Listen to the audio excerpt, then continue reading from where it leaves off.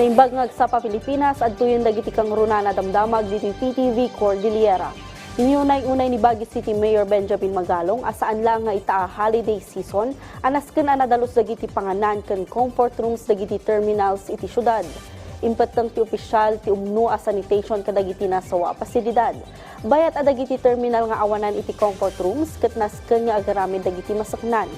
Kanayunan a detalye iti report ni Christine Bornolia sa Baway. Anya kaditi reaksyon mo no makita manarugit ti may sa apanganan, kastama ti kasilyas kadagiti para publiko at terminals.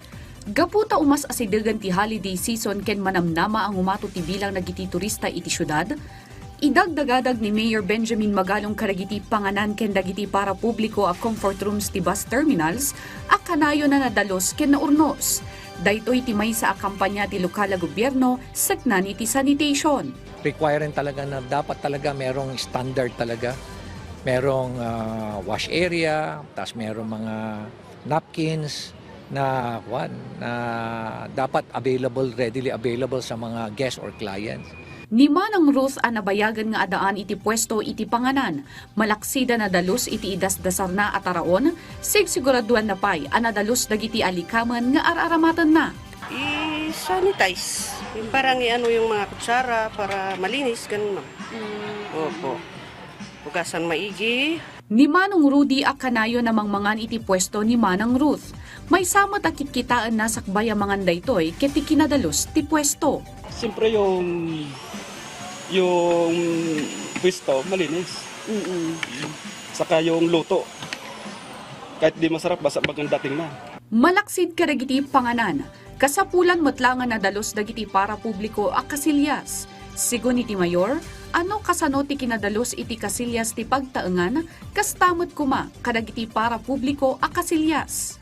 Kailangan talaga lahat ng mga business establishment dapat ganyan yung kanilang mga restrooms. Kasi nga, isa yan sa mga pinupuna sa atin eh. Dapat ang restroom mo parang katulad sa restroom mo sa bahay. Ganun dapat ang standard. Mailawlawag to kadagiti administrators dagiti para publiko a terminal ti pagalagadan iti kinadalos dagiti comfort rooms ken dumapay a pasilidad. Christine Bornolia sa Baway para iti Pambansang TV iti Baro a Pilipinas. Iti sabali pay adamag mangnamnaman dagiti babasit a negosyante iti lokalidad, amay talupay dagiti negosyo da babaen iti suporta dagiti umili iti manariman a Mande Coquito Trade Fair iti UP Baguio. Kanayunan a detalye iti daytoy a report. Iti pan nakalukat ti Mande Coquito, makita dagiti nagduduma a produkto asagod dagiti local handicrafters. Magatang dito'y dagiti Christmas decorations, herbal can natural soaps, jewelries, hand-woven clothes, accessories, kanda dumapay. May sani man ang marsya kadagiti nabayagan nga agar-aramid iti lokal na produkto. Sagot iti business na nga everything is fine, dagiti produkto nga naaramid iti pine needles.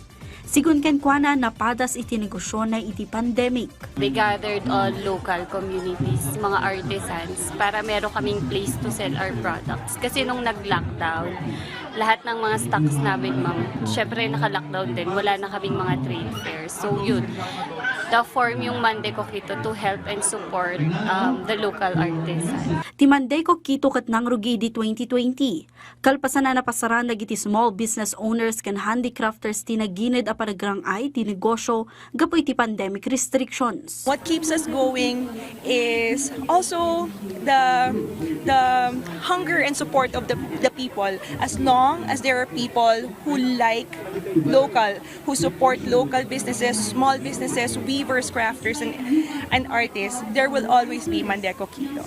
That's who we are. Dagiti kang runa na damdamag dito PTV Cordillera. I-like, i-follow ka ng subscribe iti social media platforms ti PTV Cordillera iti Facebook, TikTok, kan YouTube. Para iti PTV balita ngayon sa probinsya, Siak, Nyo Adri Villena, Naimbagngag daw.